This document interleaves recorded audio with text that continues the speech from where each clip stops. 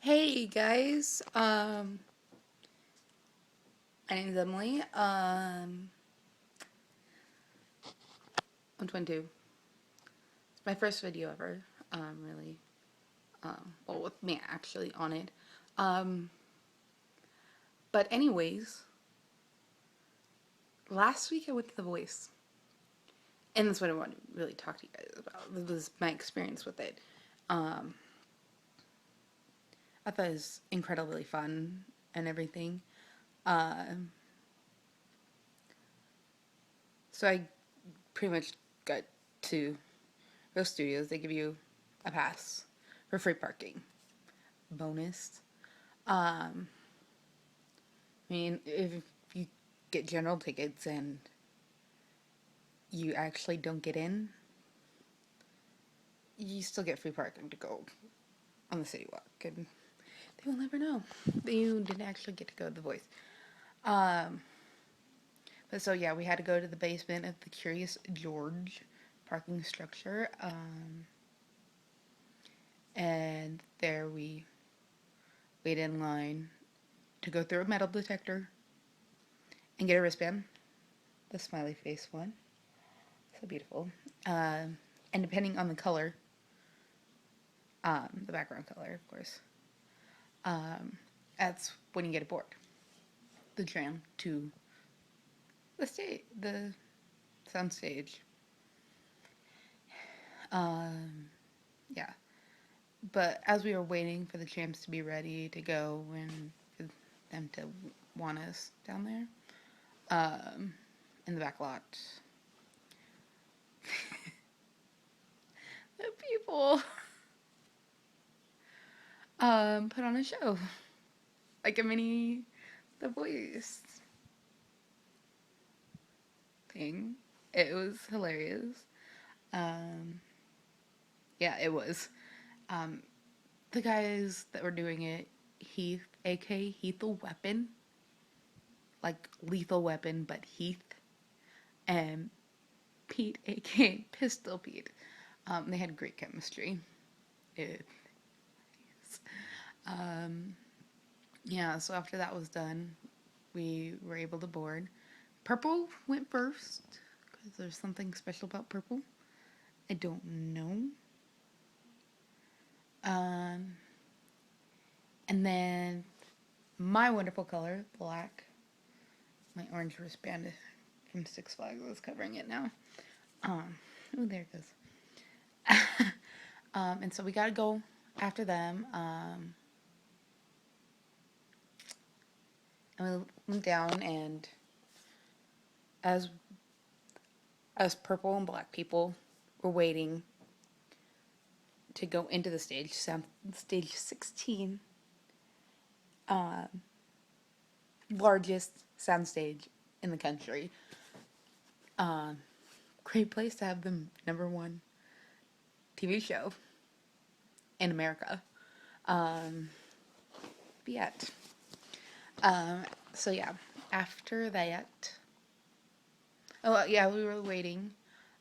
This red motorcycle came across, and we're like, "What the heck was that?" All you could see was, and then red shoes, and then we're like, once we really looked at the red shoes, we're like, "Asha, you came, you're here."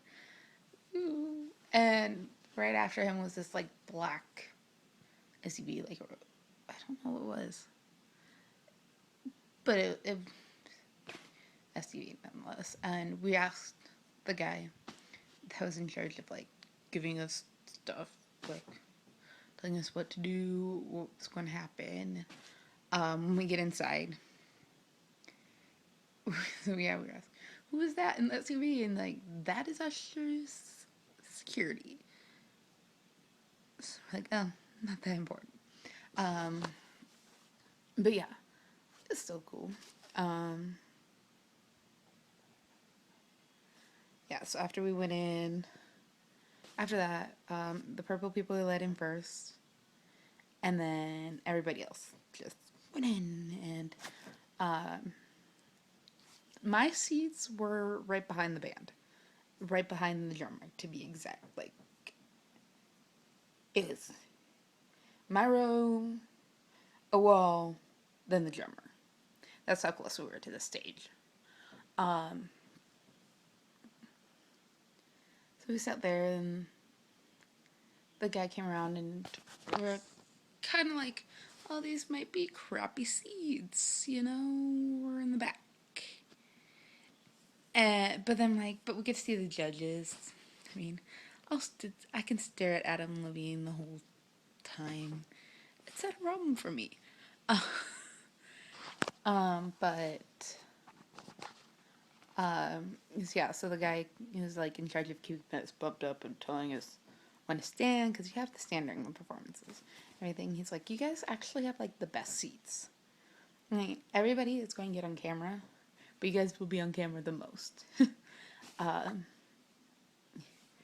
He was telling us how the night before, because we went to the Tuesday show of the 3 days. So Blake and Shakira's night. He's like, there was a guy last night singing right up there. And he had this big afro, and every time during Carson's thing, all you saw was this guy with this big, huge afro. So yeah, we were in every Carson, well, pretty much every Carson scene, whenever he's on the walkway, the runway thing. Yeah, there I am. But what a lot of people don't really know is they do pre-tapings of certain performances. Like Blake and Shakira's performance last week, on that Tuesday, May 7th. That was actually taped on Monday. It wasn't live, and I read all these things about how Blake was so drunk and that he was sweating all during his performance because of it. No. Apparently the night before was really just hot. All the coaches were sweating, dripping with sweat. Yeah, so it had nothing to do with him being drunk, but he most likely was because it's Blake. But yeah, so we didn't get to see them perform live. We did get to see Rod Stewart. His performance was great. Ever since doing that, I can kind of tell what is the pre-taping, and so yeah, some things can be ruined. Yeah, I'm like thinking, how the heck is this 2 hours for us?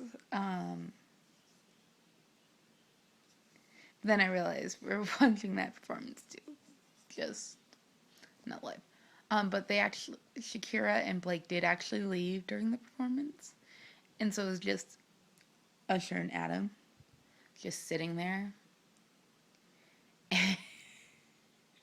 And so they were in their seats, and then during the performance, Usher moved over and just chilled and talked to Adam, and they were playing on their phones. That was quite hilarious. Yeah, but when you go to these, like, they give you free stuff. Like, they're throwing out t-shirts and Starbucks gift cards. It was really cool. Sadly I didn't get any, but Nate the drummer, awesome dude. Really. I just really like drummers. They're always the sweetest. But Nate was really talkative to us fans, and I liked it. It was awesome. What else? It was pretty. They had us sit in our seats for a little bit to do some like last minute picture opportunity. I don't know what it was. They video taped something. Still have no idea. But they were all gathered together in front of Adam's chair. Yeah. Weird. And then we left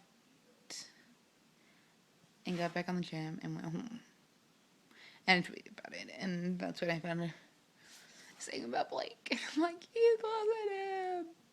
Yeah, but it was fantabulous. If you ever are in Southern California, you want to go, I strongly recommend going to it. It is a great opportunity. Uh, like I said, number one show in America. Um, yeah, and the One Iota, that's the ticket people. They're awesome, sweet. Um, if you want American Idol, you're waitlisted. So it kind of sucks if you don't live in Southern California and you're on the wait list, and then because they don't do it until the day of, and it's kind of stupid. Like, I'm all the way in Texas. How am I supposed to? Yeah, too bad. You can't go. Like, they seriously do it. Like, you have to be there at 4 or 3:30. And they don't send them out until like 1 or 2. It's like, really? Really? What if I'm busy? Like, typically, because where I live like an hour and a half away from these stuff. That's not enough time. I'm just getting there, cutting it close.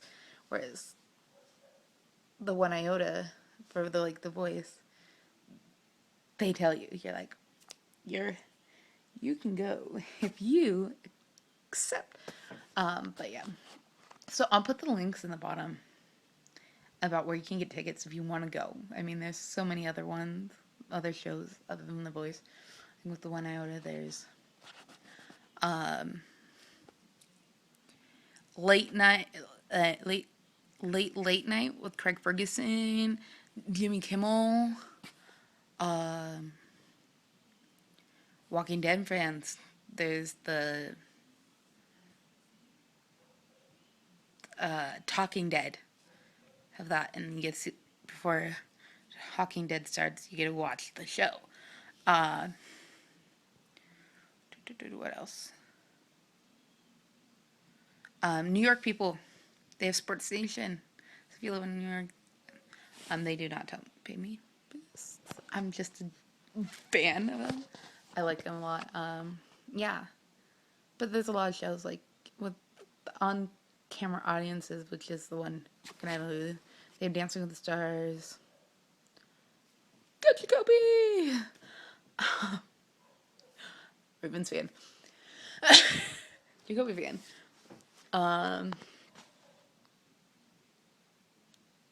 What else? They have Family Feud, but that's if you're in Atlanta. Price is Right. You can go once every 10 years. Wow. But yeah, there's some great shows. Like, there's also Chelsea Lately through on camera. But yeah, it's totally fun. Try it. Do it. Put in the links down below. Subscribe, like, comment. I don't care. Oh, and follow me on Twitter if you want. And Instagram. Bye, guys.